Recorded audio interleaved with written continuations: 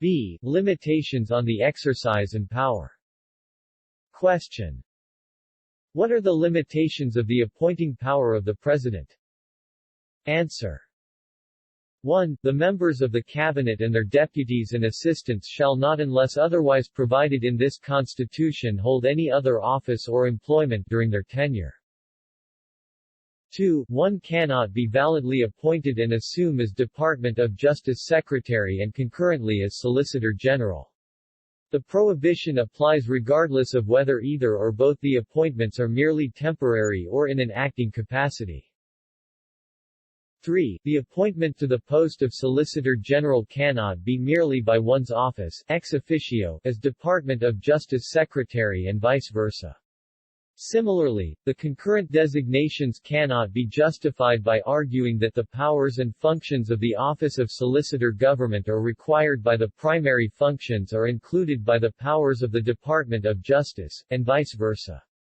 By law and by the nature of their powers and functions, these two offices are independent and distinct from each other. 4. The spouse and relatives by consanguinity or affinity within the fourth civil degree of the President shall not, during his tenure, be appointed as a.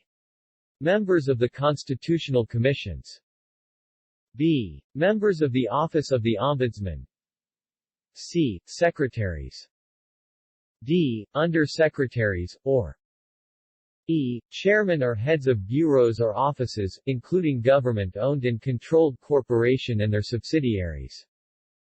5. Appointments extended by an acting president shall remain effective unless revoked by the elected president within 90 days from his assumption or reassumption of office.